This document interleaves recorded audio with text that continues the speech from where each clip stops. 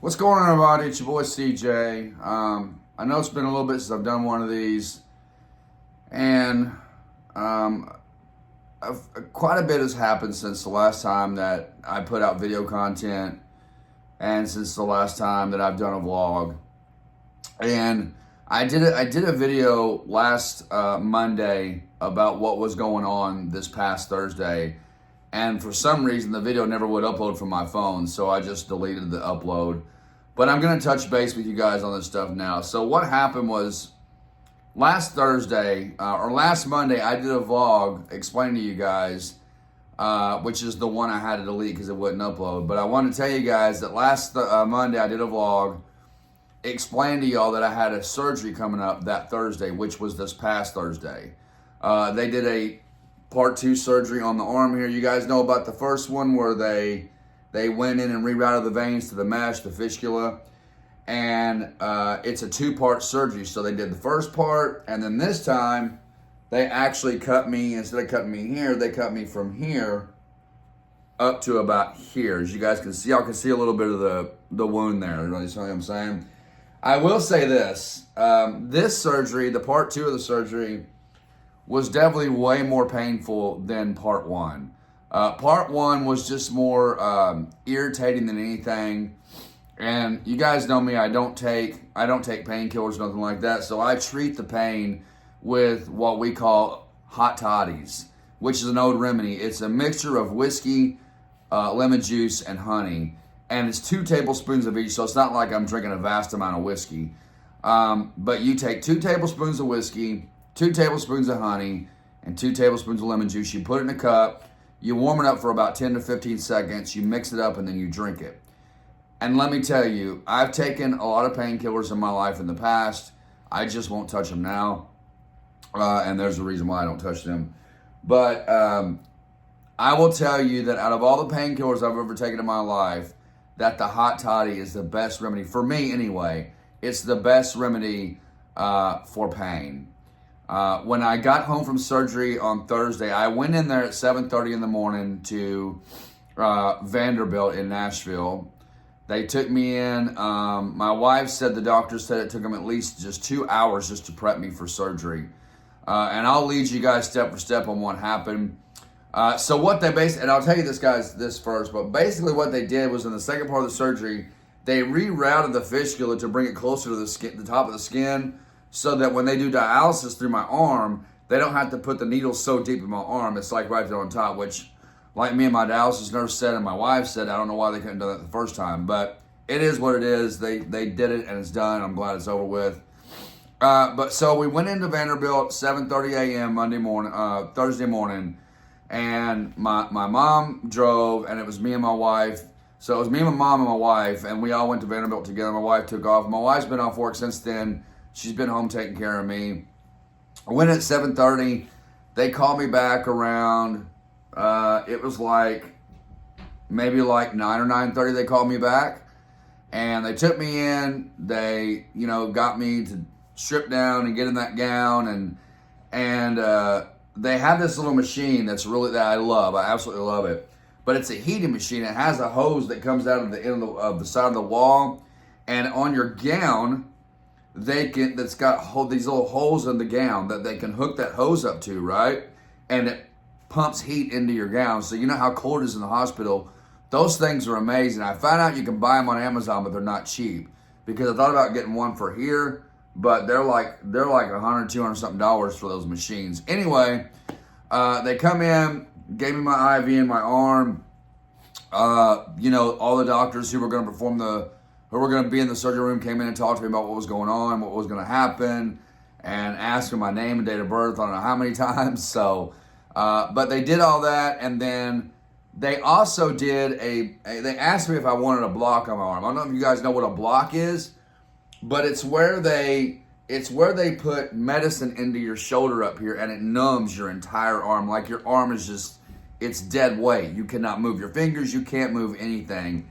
And the way I had to move my hand was I had to pick it up with my other hand like this, right? So it was just like dead weight. So they did a blocker here, and it's still kind of tender where they went in and did the block right here But before they did the blocker, they put a shot of lidocaine right there so it would numb it.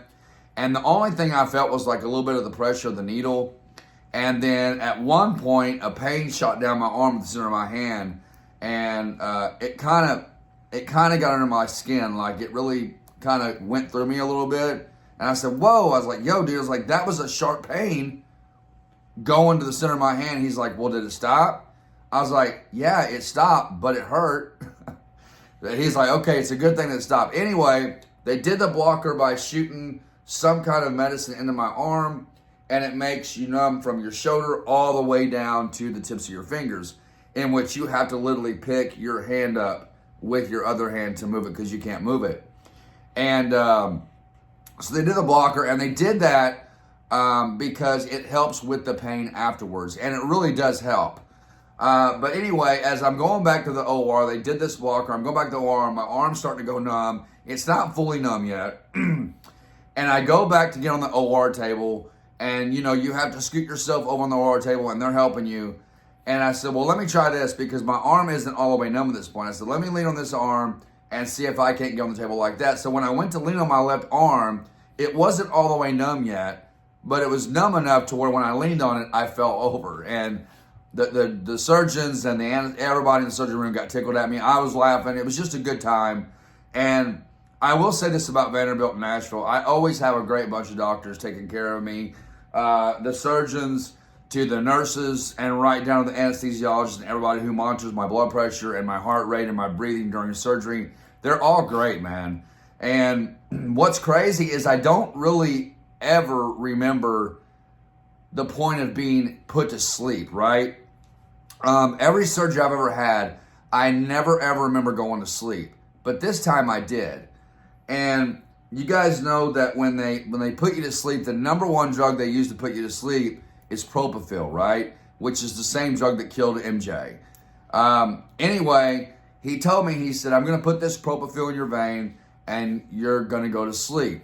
And he said, but it's going to burn. He said, but I'm going to put a numbing agent inside of your vein to help with the burning. So the last time I did part one of the surgery and they shot the propofol in, it burned so bad, like I thought I was going to go in tears. This time, he shot a numbing agent in my vein, and the burn was still there, but it was bearable. It wasn't even near as bad. But what my point is I remember them shooting the propofol in, and the last thing I said was, well, it's night-night for me, and the last thing I remember was the doctors laughing because I said that, and then I was out, and I was awake. And as I woke up, my arm was still really numb from the blockers, so I wasn't feeling no pain at the time. My wife helped me get dressed. She helped me get my shorts on, my pants, my socks.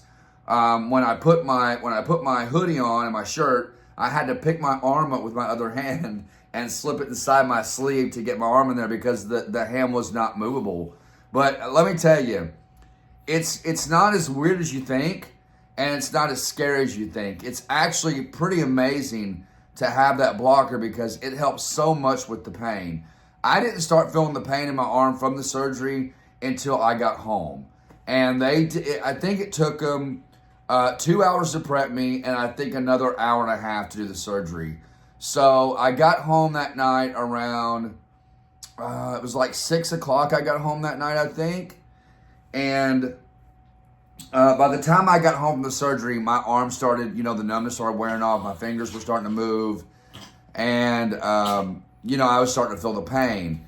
And at that point, I told my wife, I said, okay, fix me a hot toddy. The pain's getting pretty intense. And she fixed me one. I drank it, and I was good to go. And hot toddies, I'll recommend a hot toddy to anyone who has, like chronic back pain, chronic knee pain. A hot toddy was originally originated for an old remedy for a sickness, right? So if you had like a flu or a bad cold and you drink a hot toddy, it's like an instant feel good. It is for me anyway. Anytime I've ever had a cold or a flu, it's always been an instant feel good for me as soon as I drink it. But the thing is, I've not really felt too good since the surgery. Like day one, I was okay. I was just feeling the pain. But day two on Friday, I woke up and noticed I wasn't feeling very good, that my body was kind of hot. I was aching, in my back and my legs a little bit. And my wife took my temperature and I had like 103 fever. I had 103 fever just from whatever I caught. Might have caught it at the hospital, might have caught it with one of my kids. I don't know. But I've had something since the day after surgery, and I'm still not feeling very good. I'm real achy from my neck now down to the back of my feet. I don't know that I'm running a fever. I haven't taken my temperature today. I just know I feel kind of blah. You know, you get that blah feeling from being sick. But I just want to touch base with everyone out there in YouTube land, Facebook, wherever you might see this, and tell you guys that I haven't forgot about you. I love you. I've just been trying to recover from this. The wound is I would show you guys, but I don't know if YouTube will allow me to do that. It's a pretty brutal looking wound. I will tell you there's a lot of bruising in this area right here. If you guys can see just that little bit of the scar right here where it's at, it goes from here, guys, all the way down literally to like right here. And there's a lot of bruising. And if you look at it, you're like, man, that looks bad. It looks really bad. But that's part of the healing process is the bruising and, the nicks and knacks you get there from having surgery.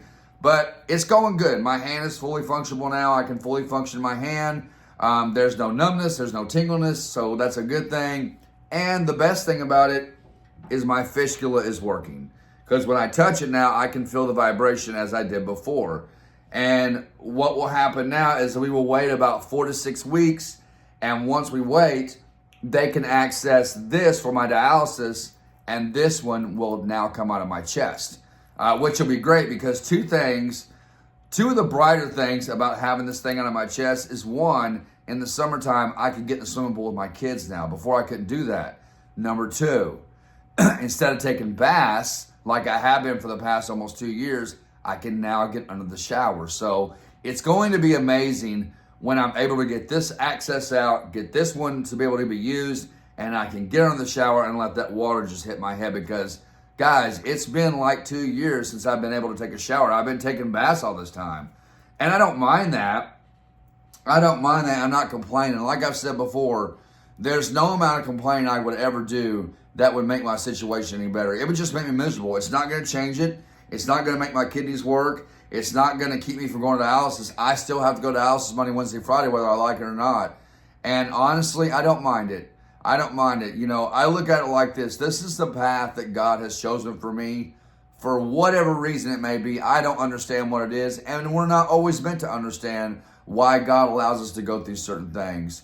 But one thing I do know for sure is that everything we ever go through in our life that God allows is for the glory of the kingdom of God. It's for His glory in some way or another. It's always for His glory. I don't understand it. I've talked to God about it. I've made peace with this. And I'm at the point to where, you know what? If I get a kidney transplant sometime in the future, then I do. That's great. That would be amazing. If I don't, I'm okay with that too. I'm happy just where I am in life. I don't mind going to dialysis. I have a great bunch of nurses. I have a great support system here. My wife, my kids, my mom, my dad, my family, my entire family is a great support system for me when it comes to going through all this. And it keeps me positive. It keeps me happy knowing I have such a great support system. But no matter what you go through in life, man, you've got to be positive. You got to roll with it. And you got to make the best of it. Because like I said, no amount of complaining I would ever do would ever change my situation. Nor would it make it any better. It would just make me miserable. With that said, guys, I had a lot to say. We're going on a 14-minute vlog here. I hope it uploads this time. But I had a lot to say, and I want to tell you guys, again, as always, thank you so much for the love and support here on Come With Justice, on CJ Farms, as well as the Patreon. And that brings me to my next point. Because of the surgery, and I hate to have to do this. I don't want to have to do this, but the doctor said I cannot play video games or drive for, I think, like the first week or two. So my wife is having to take me to dialysis and drive me there. I can't be recording content. I can't be playing video games. I cannot be doing too much with this hand. So I want to tell you guys, I just have to take a break for right now, for at least the next week and a half, maybe 2 weeks. And once I'm able to record content again, I'll either do a vlog and let you guys know, hey, we're jumping back on the bandwagon, or I'll just start putting content out. But as of right now, guys, I got to take it easy, let this arm heal up, and just recover. I do have my fireplace on back here. It's actually not just a fireplace, and it's not real, of course. It's animated, but it's got heat that blows out of it, and it feels amazing here right now. So where I'm not feeling good, I'm staying pretty cold. So having that heat on really helps me in here. But with that said, ladies and gentlemen, that's going to do it. I just want to touch base with you guys and catch up with y'all. I love you guys so much. What's up? I love you guys so much, and I appreciate all the continued love and support. I'm sorry, guys, the video from Monday did not upload, so you guys could throw out some prayer support, because I know that you guys would have. And I'm sorry I didn't upload it. Just for some reason it wouldn't. I hope this vlog uploads to YouTube. Love you guys so much. Have an amazing week. And what is today? Sunday? So today's Sunday. So everybody have an amazing week. Enjoy the Sabbath today. Today is God's day. And yeah, guys, just keep me in your prayers and pray for a fast recovery, because I need to get back to work. I need to get back to playing video games and get back to entertaining all of you. With that said, everyone, have an amazing day. Until next time, as always, guys and girls, stay firm, stand strong, stay in prayer, and put God first. I guess I was shoplifting. I will see you all in the next video.